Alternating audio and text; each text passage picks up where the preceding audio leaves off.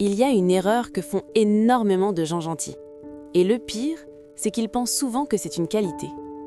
Ils pensent être patients, ils pensent être compréhensifs, ils pensent être généreux, ils pensent faire ce qu'il faut. Mais en réalité, ils sont en train d'apprendre aux autres à ne pas les respecter.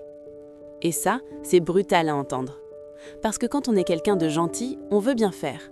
On ne veut pas blesser, on ne veut pas créer de conflits. On ne veut pas passer pour quelqu'un de dur, d'égoïste ou de froid. Alors on accepte, on encaisse, on comprend, on pardonne trop vite. On dit oui alors qu'on pense non, on se tait alors qu'on souffre. Et petit à petit, on disparaît dans nos propres relations. Le problème, ce n'est pas la gentillesse. Le problème, c'est quand la gentillesse devient une forme d'abandon de soi. Et aujourd'hui, on va parler de cette erreur-là, celle qui te fait croire que tu es une bonne personne, alors qu'en réalité, tu es juste en train de laisser les autres dépasser tes limites. L'erreur que font les gens trop gentils, c'est simple. Ils confondent gentillesse et tolérance excessive. Ils croient que pour être quelqu'un de bien, il faut toujours comprendre, toujours pardonner, toujours donner une deuxième chance, toujours s'adapter. Mais comprendre quelqu'un ne veut pas dire tout accepter. Être empathique ne veut pas dire se laisser marcher dessus. Être calme ne veut pas dire se taire quand quelque chose est injuste. Et c'est là que beaucoup se perdent. Parce qu'ils ont grandi avec l'idée que dire non, c'est méchant, que poser une limite, c'est agressif, que se choisir, c'est égoïste, que déranger les autres, c'est mal. Donc ils deviennent faciles à vivre. Mais souvent, à l'intérieur, ils ne vont pas bien. Ils sourient alors qu'ils sont blessés. Ils disent « c'est pas grave » alors que ça l'est. Ils aident tout le monde, mais personne n'est vraiment là pour eux. Ils donnent énormément et reçoivent très peu. Et comme ils ne veulent pas faire de vagues, ils finissent par attirer exactement le genre de personnes qui profitent de ça. Pas forcément des monstres, pas forcément des manipulateurs évidents, parfois juste des gens très centrés sur eux-mêmes, qui remarquent une chose. Avec toi, il n'y a pas de conséquences. Tu pardonnes, tu restes, tu comprends, tu reviens, tu minimises, tu excuses. Donc, pourquoi est-ce qu'ils changeraient ? Si tu es quelqu'un de trop gentil, il y a de grandes chances que derrière ça, il n'y ait pas juste de la bonté. Il y a souvent autre chose. Parfois, il y a la peur du rejet. Tu te dis inconsciemment, si je déçois, on va moins m'aimer. Si je dis non, on va me trouver compliqué. Si je pose mes limites, je vais perdre cette personne. Alors tu t'adaptes, tu arrondis les angles, tu fais attention à tout. Tu deviens la personne confortable pour tout le monde. Mais à force d'être confortable pour les autres, tu deviens inconfortable pour toi-même. Parfois aussi, il y a le besoin de validation. Tu veux être vu comme quelqu'un de gentil, de fiable, de mature, d'agréable. Tu veux être la bonne personne. Et c'est humain. Mais quand ton identité repose sur le fait d'être apprécié, tu deviens très vulnérable. Parce que tu vas commencer à tolérer l'intolérable juste pour préserver l'image que les autres ont de toi.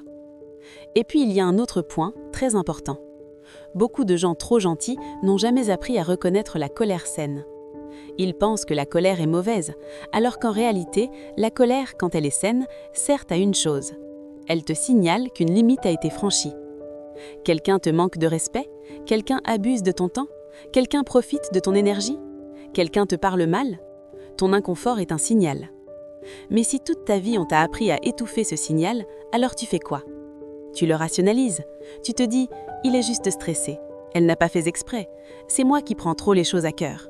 Je ne vais pas en faire toute une histoire. » Et c'est comme ça que les petites blessures deviennent des dynamiques entières. Le problème quand tu es trop gentil, ce n'est pas juste que les autres profitent de toi. Le vrai prix est plus profond. D'abord, tu accumules de la frustration. Tu ne dis rien sur le moment, mais tu n'oublies pas. Tu gardes, tu encaisses, tu t'épuises. Et un jour, soit tu exploses pour quelque chose qui paraît minuscule, soit tu t'éteins. Tu deviens distant, fatigué, irrité, vide. Ensuite, tu commences à ressentir une forme de solitude très particulière.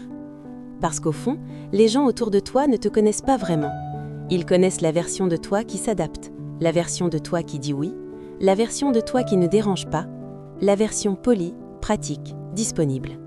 Mais ils ne connaissent pas vraiment tes besoins, tes limites, tes désaccords, tes blessures. Et ça, c'est une solitude énorme, être entouré sans être réellement vu. Et puis, il y a un autre effet pervers. À force de trop donner, tu peux finir par devenir amer. Tu regardes les autres et tu te dis « après tout ce que j'ai fait, après tout ce que j'ai donné, après tout ce que j'ai accepté? Mais le problème, c'est que souvent, personne ne t'a demandé de te sacrifier à ce point. Tu l'as fait parce que tu pensais que c'était ça, aimer. Tu pensais que c'était ça, être une bonne personne. Alors forcément, il y a une douleur terrible quand tu réalises que ton excès de gentillesse n'a pas créé plus d'amour, il a juste créé plus d'habitude. Les autres se sont habitués à ton effort, pas forcément à ta valeur, et ça change tout. S'il y a une seule phrase à retenir de cette vidéo, c'est celle-là. Quand tu n'imposes aucune limite, tu enseignes aux autres jusqu'où ils peuvent aller avec toi. Je la répète. Quand tu n'imposes aucune limite, tu enseignes aux autres jusqu'où ils peuvent aller avec toi. Les gens ne devinent pas toujours tes limites. Ils testent, consciemment ou non, ils observent, ils voient ce que tu laisses passer. Tu réponds toujours immédiatement? On va attendre que tu sois disponible, peu importe l'heure. Tu acceptes qu'on annule au dernier moment sans rien dire? On recommencera. Tu pardonnes les remarques irrespectueuses avec un sourire gêné? On pensera que ça passe. Tu fais le travail des autres, encore et encore? On te le laissera. Ce n'est pas que tout le monde est mauvais, c'est que très souvent les gens suivent le cadre que tu poses. Et si tu ne poses aucun cadre, ils improvisent à ton détriment. C'est pour ça qu'être gentil sans colonne vertébrale, c'est dangereux. Parce qu'une gentillesse sans limite n'inspire pas forcément le respect. Parfois, elle inspire juste l'opportunisme.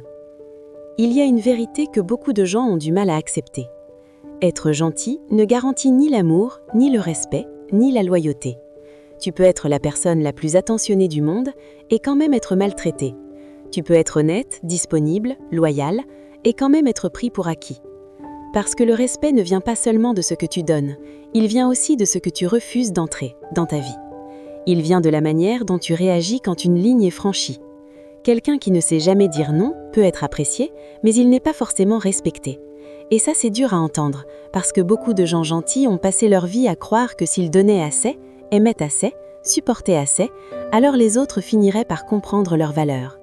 Mais la vie ne fonctionne pas comme ça.